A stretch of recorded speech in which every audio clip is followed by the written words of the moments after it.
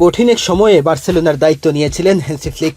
আগের মৌসুমে সব হারানো বার্সা যখন চারপাশে অন্ধকার দেখছিল, তখনই দলটির ডাগ আউটে আসেন এই জার্মান কোচ। বার্সার হয়ে ফ্লিকের শুরুটা অবশ্য ভালোভাবে হয়নি। হুয়ান গাম্পার ট্রফিতে মোনাকোর কাছে ৩-০ গোলে বিধ্বস্ত হয় কাতালান ক্লাবটি। সে সময় অনেকে ফ্লিকের মধ্যে জাভির প্রতিচ্ছবি দেখে ফেলছিল। মনে হচ্ছিল আরেকটি ব্যর্থতার গল্পই হয়তো লেখা হতে যাচ্ছে। কিন্তু যারা সন্দেহ পোষণ করেছিল, প্রথম মৌসুম শেষেই ভুল প্রমাণ করেছেন ফ্লিক। বার্সায় নিজের প্রথম মৌসুমে তিনি দলকে জিতিয়েছেন ৩টি ট্রফি। জানুয়ারিতে স্প্যানিশ সুপার কাপ জিতে শুরুটা করেছিলেন।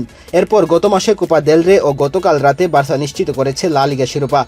এর ফলে ২০২২-২৩ মৌসুমের পর আবারও লিগ জয়ের স্বাদ পেল বার্সা।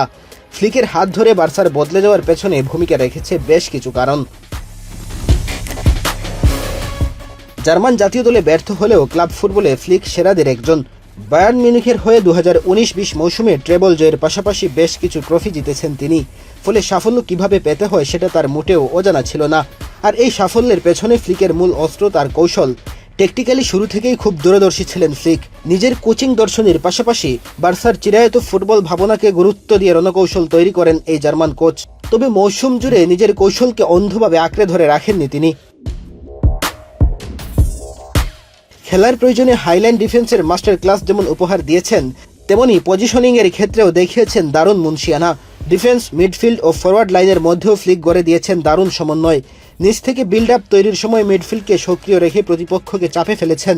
অ্যাটাকিং থার্ডে বরাবরই বার্সা খেলোয়াড়দের চেষ্টা ছিল ফাঁকা জায়গা বের করে শট নেওয়ার দিকে।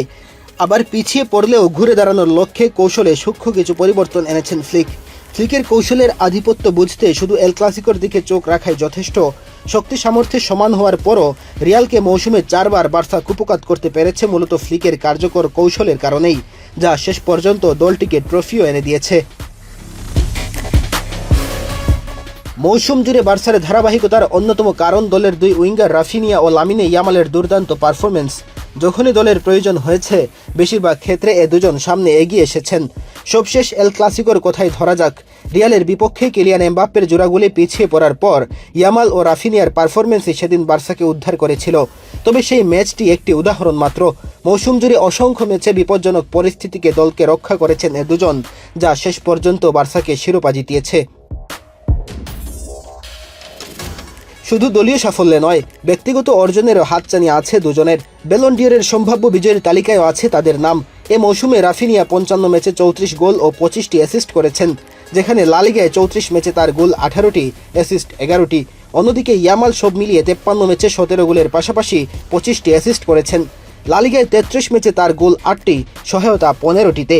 এই পরিসংখ্যানই বলে দিচ্ছে এ দুজন মৌসুম জুড়ে কতটা কার্যকর ছিলেন।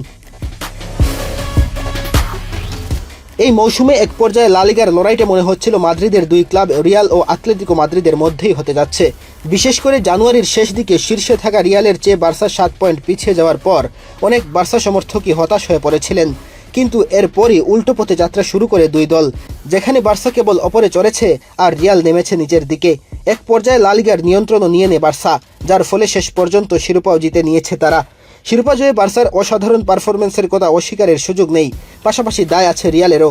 মৌসুমের গুরুত্বপূর্ণ সময়ে এগিয়ে থাকার পরও এক পর্যায়ে পথ হারায় তারা এবং পার্থক্য তৈরি হয় বার্সার সঙ্গে, যে ব্যবধান আর দূরই করতে পারেনি ২০২৪-এর চ্যাম্পিয়নরা। ফ্লিকের সাফল্যের আরেকটি বড় কারণ তরুণদের উপর আস্থা রাখা। রবার্ট লেভানডোভস্কি, ভয়েচেক সেজনির মতো অভিজ্ঞ খেলোয়াড় থাকলেও বার্সার এই দল মূলত তরুণদেরই প্রতিনিধিত্ব করে।